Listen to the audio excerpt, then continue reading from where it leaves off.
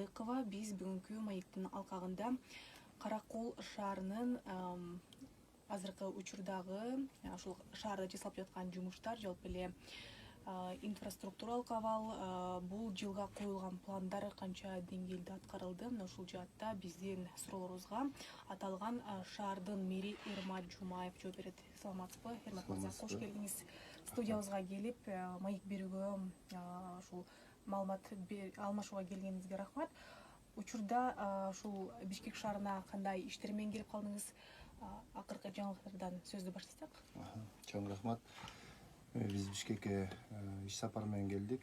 Азыр ушул Каракол өнүгүү чекит аттуу долбоордун алкагында Каракол шаарында бир чоң спорт комплекс салынган турат. Ошонун проектилерин бир макулдашып, изменение дополненияларын макулдашып алганга келгенбиз. Бул спорт комплекс тууралуу буга чейин деле айтылган маалыматыбыз бар. Анан ушул иш демек азыр ишке ашкан жаткан экен да, сүйлөшүүлөр жүрүп, эми гана ушул иштердин баштапкы этаптары башталып жаткан экен да. Кененирээк токтолсоңуз да бул демилги. Бул спорт сарайына уже каражат бизге бөлүнүп берилди республикалык бюджеттен. Анан проектиси уже бүтүп, азыр экспертизага кирип атат. Экспертизадан чыккандан кийин биз тендер жарыялап, уже быйыл курулуш иштерин баштаганга аракет кылабыз. Бул кышкы мезгилде дагы курулуш иштерин жүргүзүүгө мүмкүн, себеби дегенде бул спорттук комплекс сэндвич панелден жасалат да. Азыркы заман талабына ылайык бүт баягы керектелүүчү, машыгууга керектелүүчү бүт аспаптардын баардыгы болот ал жерде. Азыркы күндөгү мындай приблизительный, азыр экспертизадан чыккандан кийин да өзгөрүү болот, бирок бүгүнкү күндө приблизительный баасы 80 миллион сомдо түшөт. Бул мэрия тарабынан каржыланабы же болбосо кандай болот? Тендер жүргүзүлөбү же ушул жайды куруу үчүн?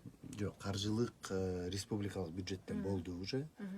Тендер өткөзүлөт сөзсүз түрдө, мэрия тараптан биздин счетко келип акча түштү. Жана чоң долбоордун алкагында жасалып атат да бул. Ошол долбоорду ишке ашырыш үчүн биз тендер өткөзөбүз. Анан уткан кишини аныктагандан кийин ошол кишиге уже курулуш жүргөнүнө жараша акт прием передача менен уже каражатын которо баштайбыз. Демек жакынкы аралыкта бул куруу иштери башталат. Туура. Быйыл ушул ноябрь-декабрь айлары менен курулуш иштерин уже ноябрь менен баштайбыз деп турабыз. План менен негизи ноябрдын башы менен баштап калышыбыз керек. Каракол шаарына биз баарыбыз эле жайкышы барып турабыз. Баарыбыздын мындай шаарыбыз десек болот, кыргызстандыктардын. Ушул жай Каракол шаарынын кайсы аймагына жайгашкан турат? Спорттук сарайбы? Спорттук сарай бизде шаардын борборунда десек болот. Шаардык стадион бар. Ошол стадиондун жанына ушул Токтогул көчөсүнө параллельно салынат, Кудай буюрса. Анан парковочный зона эми бүт баары шартка ылайык болот. Сөзсүз түрдө эми алдыда жумуштар башталгандан кийин да кененирээк маалыматтарды алабыз деген ойдомун. Эми Каракол шаарында Кыргызстан боюнча эң биринчи жолу ушул таштандыны кайра иштетүүчү заводду куруу боюнча белоруссиялык компания менен келишимге кол коюлган эле. Ушул келишим, ушул сүйлөшүүлөргө токтолуп берсеңиз, эмне болду? Негизи биз ушул жанакы ушул долбоорлордун баардыгы тең, эң бир чоң долбоордун алкагында, ошо Каракол өнүгүү чекити долбоорунун алкагында бизге 885 миллион сом быйылкыга которулду. Негизи долбоор өзү 2 миллиард сомдук. Анан биринчи транш катары 885 миллион которулду. Ошонун алкагында жана мусора таштандыларды кайра иштетүүчү завод дагы келип жатат. Анан биз көп заводдорду издедик. Тилекке каршы эмне себептен билбейм, ушул Европа мамлекеттеринде таштандыны кайра иштетүүчү заводдордун баасы абдан кымбат. Кытай мамлекетинде дагы абдан кымбатка айланды. Эң кем дегенде эле ушул 35-40 миллион доллардын тегерегинде сунуш берип атышты. Анан бизге ыңгайлуу шарты туура келген ушу Белоруссиядан сунуш келип түштү. Тендер жарыялаганбыз, сунуш келип түштү. Анан ал жерде эң биринчи сортировочный линия дейт экен, ушул мусарды бөлүштүрүү, таштандыларды бөлүштүрүү, андан кийин буларды прессовать этип даярдап алып, анан заводко алып барып, ал жерден переработка жасоо. Бизде 6 линия болот. Ушу завод немени таштандыны кайра иштетип чыга турчу. Эң негизги бүгүнкү күндө биздин табигатты мындай талкалап аткан десек жаңылышпайм. Бул пакет, пластиковый бөтөлкөлөр, ошондой жанакы макулатура, кагаз жана башканын баары тең переработка болот ал жерде. Жыйынтыгында бизге керектелүүчү биз гранулаларды алабыз. Кааласак гранулаларды сатабыз, кааласак алардан көчө шыпырган шыпыргыларды, атайын техникаларга шыпыргыларын же болбосо ПВХ трубаларды, жанакы канализационный линияларды алып кеткенге, анан жанакы бизге шаар ичинде инфратүзүмдү жакшыртууга керектелүүчү бул лоток, бордюр сыяктуу немелерди чыгара алабыз. Анан брусчатканы биз мисалы үчүн ушул таштандыдан чыгарсак, бул сапаттуу болгон тат да. Себеби бир эле цемент эмес, анын ичинде пластик дагы, полимер дагы болот. Анан бул кылымдар туруп коюшу мүмкүн да. Себеби ал эч качан аны суу жебейт, эчтеке болбойт, разлагаться этпейт. Түшүнүктүү. Жакында эле Түркия шаарына да иш сапар менен барган экенсиз. Ошол Каппадокиянын айылы болуп калабы, Үч-Хисар. Ошол аймагында, ошол аймактын мэриясы менен дагы кызматташууну илгерилетүү боюнча сөз болгон экен. Сапардын максаты кандай эле? Эмне себептен барып калдыңыз? Негизи бул сунуш Үч-Хисар шаарчасы экен бул. Барып ордунда көрдүк, шаарча экен. Ошол Үч-Хисар шаарчасынан бизге сунуш келип түшкөн, ушул бир туугандык алака түзөлү деп.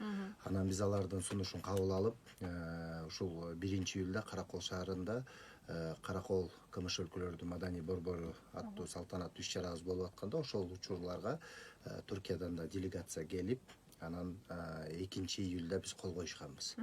Анан биздин иш сапарыбыз ответный визит болду, бир сыйра таанышуу. Анан алдын ала пландар боюнча келишимдерди түзүп алдык. Ушул 2 ай аралыгында биздин кызматкерлер, анан Үч-Хисар мэриясынын кызматкерлери план мероприятий иштеп чыгат. Ушу 3-4 жылдык биздин алака түзгөнүбүз менен бир туугандык алака баягы кагаз жүзүндө калып калбасын, кандай иштерди алып барабыз деп. Анан эки жак макулдашкандан кийин ошол планды биздик мэр менен сүйлөштүк, жаңы жылга чейин бекители деп. Анан эми Үч-Хисар деген өзү 4000 эле жители бар экен, бирок белгилеп кете турчу нерсе, бул шаар уже толугу менен эле отель шаар болуп калыптыр да. Ал жерде тургундар деле турбайт экен. Алар баары тең кызмат көргөзгөнгө өтүп кетишиптир.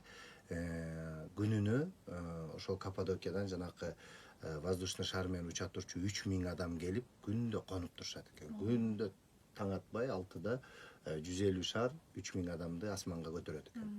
Анан бизге эмне себептен бул кызыктырды? Анткени Каракол шаары дагы туристтик шаар болуп эсептелинет Кыргызстанда. Анан ушул туризмди кандай тармакта өнүктүрүп атат, эмне ыкмаларды колдонуп атышат, бизге ошол абдан маанилүү. Анан ушул багыттарда биз кызматташалы деп алдыбызга максат коюп атабыз. Анан аны менен биргеликте Ак Сарай шаарына дагы бардык. Ак Сарай шаары Түркиянын чоң шаарларынын бири экен. Бүгүнкү күндө 250-300 миңге жакын тургуну бар экен. Анан алар дагы ушул биз менен Каракол шаары менен бир туугандык алака түзөлү, кызматташалы деп алар менен дагы сүйлөшүүлөр жүргүзүп келдик. Көп шаарын кыдырып бир сыйра көргөзүштү. Ал жерде дагы биздин шаарга пайдалуу нерселер бар экен. Бул ушул мусарды кайра иштетүүчү заводу бар экен алардыкы дагы. Анан алар уже иштетилбей калган мусардан метан соруп чыгып, андан электр энергия өндүрүп атышыптыр. Ошол дагы бизге аябай кызыктуу болду. Анан мэриясы өзүнүн даярдыгын билгизди. Эгерде биз бир туугандык алака түзсөк, биз барып толук технологиясын үйрөтөлү сиздерге. Керектүү материалдарыңарды алсаңар койгонго да жардам берели деп, эми Кудай буйрса мунун баары ишке ашат деп турабыз да. Алдыда себеби таштандыны кайра иштетүүчү заводдун деле жалпы мусордун морфологиясынан бир 50% кайра иштетилет, 50% иштетилбей ушул полигонго ташталат. Бирок ошону да жөн эле таштабастан туура астына щебенкасын төшөп, дренаждарын салып, анан мусорду кайра үстүнөн жабып, ошону андан биз мындай айтканда акыркы мүмкүнчүлүгүн алып кетишибиз керек да. Эми жөн эле таштап салбастан анын метанын алып чыгып кетип, электроэнергияга айлантып, эми бир ошондой станция 10.000 үйдү свет менен камсыздалганга мүмкүнчүлүгү бар экен. Бул баардык расчёттор бар экен. Холодильник, телевизор, отопление, чайнек иштетеби, ütү иштетеби баары менен 10.000 үйгө расчёт бар экен. Эми бизде Караколдо бүгүнкү күндө 28.000 домохозяйствонун ичинен 10.000-ин мусордон чыккан, таштандыдан чыккан свет менен камсыздап койсок, бул керемет иш болмок да биз үчүн. Ооба, чындыгы эле. Сиз белгилеп өткөндөй акыркы учурда Каракол шаарындагы чет элдик туристтер үчүн мындай жакшы бир шаар болуп калды. Мындай туристтердин агымы дагы көбөйдү. Анан жогоруда иш сапарда абдан пайдалуу болуш керек бул жаатта. Азыр кандай шарттар бар Караколдо, анан туристтик маалыматтык жана борборлор дагы ачылып жатабы? Рахмат.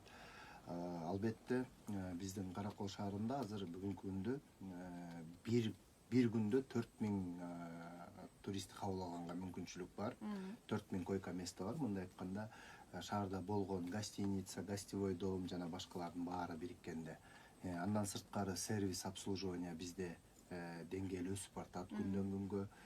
Кафе, ресторандарга кирсеңиздер, биздин официанттар, ошол кафенин администрациясы силерди жылуу тосуп алат, каалаганыңарды камсыздап берип жылуу узатат дегендей. Анан шаардын ичиндеги мына ушу канча жылдан бери бизге Европадан бери, Израилден, Америкадан туристтер келишет.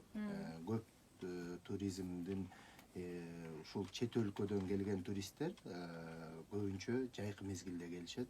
Анткени экотуризм дагы бизде өнүккөн. Анан бир дагы мындай бирөөнү тоноп кетип же сабап кетип деген мындай бир аябай чоң бир резонанстуу иш боло элек. Себеби шаардын тургундары дагы канча турист келип бизге биздин шаар менен таанышып, биздин тарыхыбыз менен таанышкан сайын бизге да каражат түшүп, ошол бизди жумуш менен камсыз кылат деп уже түшүнүп калышкан да. Мен ойлойм азыр дагы ушул аэропорт бүгүнкү күндө жасалып атат. Ушул аэропорт ишке берилсе, бизде туризм аябай мындай жаңыдан, кайрадан бир күч алат депчи. Себеби Бишкекке учуп келип, анан Бишкектен 6 саат Караколго чейин жетүү көп кишиге ыңгайсыздык жаратып атат. Анан биздин өзүбүздүн аэропорт иштеп баштаса, уже кыйла жеңил болот. Сиз аэропорт деп калдыңыз, ушул калкты тейлөө борборлору жана ушул аэропорт өңдө ири курулуштар жүрөт деген маалыматтар айтылганда, бул иштер башталдыбы? Жок, азыр пока калкты тейлөө борборлору пока курулуп баштай элек, бирок кийинки жылы мен жана айтып кеткен долбоордун алкагында ушул Каракол шаарында туристический информационный центрлар ачылат. Андан сырткары биз азыр Швейцария менен развитие зимнего горного туризма деп чоң проектте иш алып баратып жатабыз. Алар менен биргеликте мына дестинация Каракол деп бизде бир организация бар, именно туризмдин развитиясы менен иштешет. Аларга биз ушул купеческий кварталдан дом купца Бабкина деп бизде баягы архитектурный ценность болуп турат, историческое наследие города. Ошол имаратты бердик атайын, анткени ал жер дагы информационный центр катары дагы иш алып барат. Келген турист дагы көрүш керек, ушул биздин архитектурный ценностьбиз кандай, биздин тарыхыбыз менен ошол жерден кыскача таанышып деген бизде максаттарыбыз бар. Анан шаардын ичиндеги мындай дестинацияда бир топ жакшы иштерди алып барат. Баягы туристтерди тейлөө боюнча бизде аябай бир чоң маселе жаралбайт да. Себеби көп гидтерибиз бүгүн англоязычный, англисче, орусча кенен кесир сүйлөшөт. Анан керектүү маалыматты учурунда берип, баягы баардык алардын мындай талаптарын баарын камсыздап берип атабыз. Жакшы. Өз сөзүңүздө Каракол жана тарыхый имараттарга бай экенин да белгилеп өттүңүз. Туристтердин көбү ушул жайларга барып, алардын тарыхын билип, көрүп келгенге абдан суктанышып, андай кызыгышат. Анан бирок көбүнүн эскилиги жеткени айтылат да, мындай урап калган жерлер да бар экен. Алардын көбү эми жеке менчикке өтүп кетпесе керек. Ошолорду сактап калуу же болбосо оңдоо иштерин жүргүзүү боюнча пландар болдубу? Албетте. Биз ушул чоң долбоордун алкагында ошондой максатты да алып бара жатабыз. Бир 100 миллион сомдун тегерегинде биз буларды реставрация жасашыбыз керек. Жана сиз белгилеп өткөн, бирок бүгүнкү күндөгү акыбалы деле аябай начар деп айта албайм мен. Себеби булар кылымдарды карытып турган имараттар. Анан биз колубуздан келишинче жыл сайын буларды бир жерин оңдоп түздөп койгонго аракет кылып келебиз. Туристтер Каракол шаарына келген меймандардын баары кайсыл имараттарга барат, кайсыл имараттарга кызыгат, каякка жүрүшөт, анын баарын уже приблизительно баарын билебиз. Анан ал жерлердин баарында мындай шарт колдон келишинче жакшы эле түзүлгөн. Кече жакында мына бизде Каракол шаарында педагогикалык институтубуз бар. Бул эми Кыргызстанда эң илгерки имараттардын бири десек болот. Себеби педучилище Кыргызстанда иштеп атканына политехнический университеттен кийин эле ачылган окуу жай. Анан мына Ысык-Көл областында президенттин ыйгармыктуу өкүлчүлүгү ушул Ысык-Көл өнүктүрүү фондунан акча каражат бөлүп берип, Саламат Үсөнбаевич жакшы аракет кылып ушул педучилищенин ректору жакшы кылып эки имаратты тең реставрация кылып койду. Первоначальный видин бузган жок, бирок реставрация да жасалды. Анан кийинки жылдары уже калган немелерибизди да, имараттарыбызды да оңдоп түздөп баштайбыз. Бизде өзүбүздө немеде баланста архитектурный наследиеде турган имараттын баардыгы тең оңдолуп түзүлөт. Мына ушул шаар ичиндеги инфраструктуралык объектилердин курулушу боюнча айтсаңыз, жаңы объектилердин кандай объектилер курулду ушул жылдын ичинде, же болбосо куруу иштери башталды же пландалды? Анан ушул шаарда көп кабаттуу үйлөрдүн курулушу боюнча дагы кандай жаңылыктар бар? Рахмат. Бизде азыр бүгүнкү күндө жаңы инновациялык китепкана салынып бүтүп калды десем болот. Бир 75-80% бүттү. Бул жаңыча көз карашта салынып жаткан китепкана. Биринчи этажы китепкана, коворкинг центр болот. Экинчи этажында болсо ушул инновационный центр болот. Робототехниканы ошол жерден биз өздөштүрөлү деп пландаштырып жатабыз. Биз менен биргеликте мына Кыргыз патент ошол керектүү бардык окууга керектүү буюмдардын баарын алып берели деп партнер катары выступать этип атат. Андан сырткары шаарыбызда быйыл 2 бала бакчанын курулушу башталып жатат. 120 орундуктан 240 орунду түзөт. Экөө тең авариялык акыбалга келип калган. Экөөнү тең бузуп, азыр жаңы салып баштадык. Андан сырткары бир мектеп салып атабыз. Жаңы мектептин курулушу башталып жатат, 11-чи мектептин. Андан сырткары шаарыбызда 6 мечит салынды.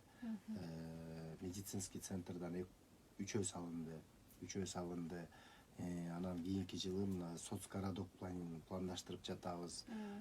Анан быйыл жанагы мен айтып өткөн спорт сарайдын, анан шаардык стадиондун дагы бирөөнүн курулушу, бирөөнүн реконструкциясы башталат.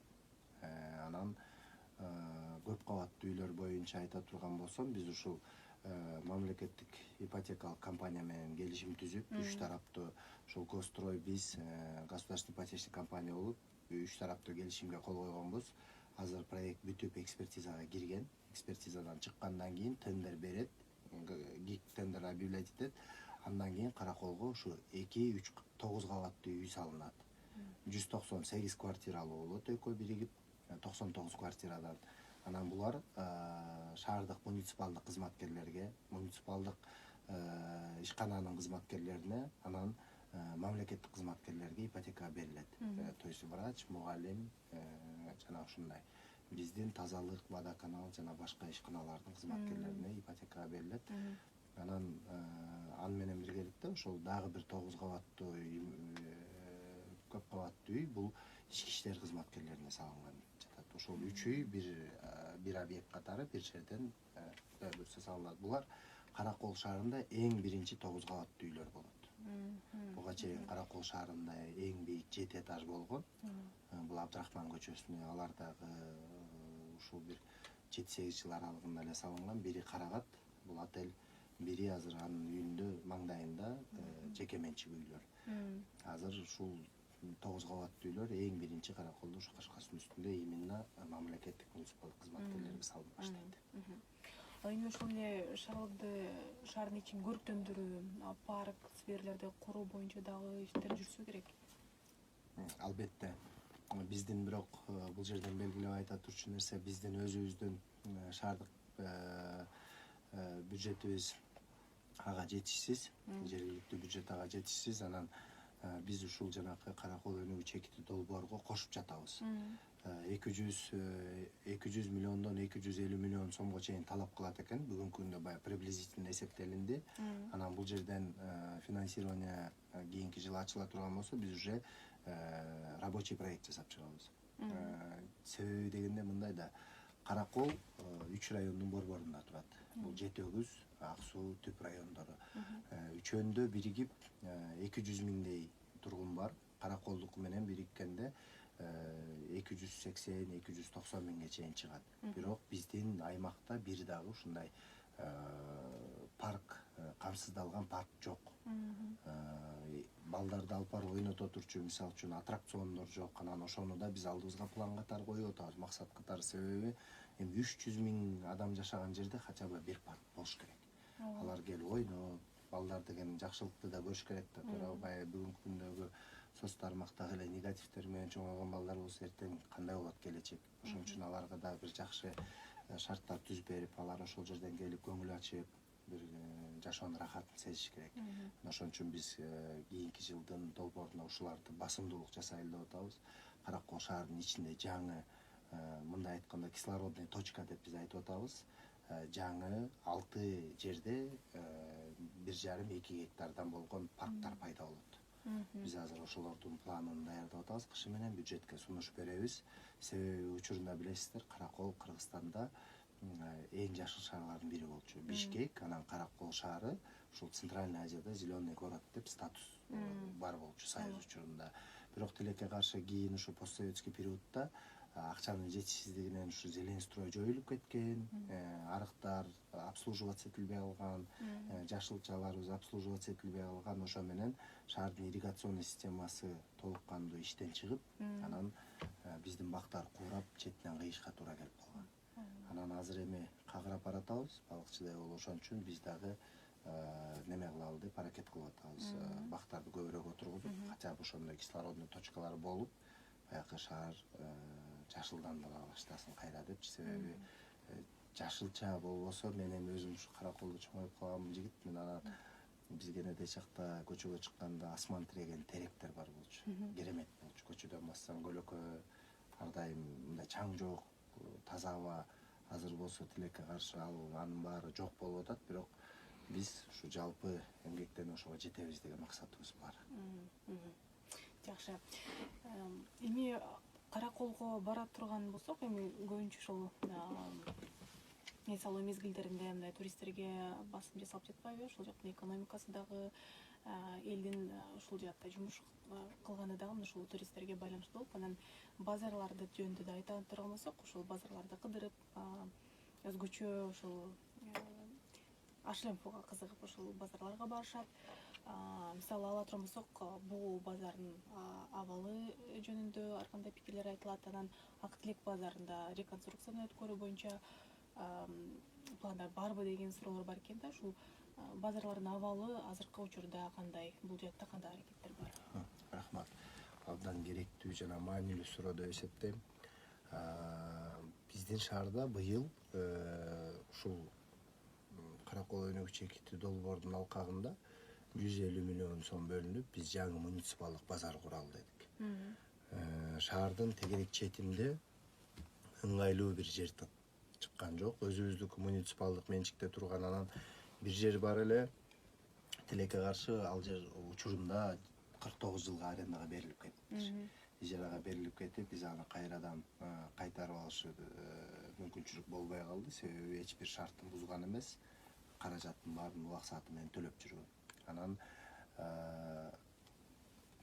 турган бүгүнкү Ак Телек базарынын реконструкциясына дагы каражат берип, бир мындай баягы сууда сыяктуу кылып, бир 5-6 жылга берип, анан кайра возвращаемый кылалы деген сунуштарды мына биздин мурунку президенттин ыйгарым укуктуу өкүлү Ысык-Көл областында Алтынбек Турдубаевич дагы сунуш берип, ал адамдар менен сүйлөштүк. Бирок тилекке каршы ушул биздин базарлардын ээлери дагы ушу элдин артына жашынып көнүп алыптыр да.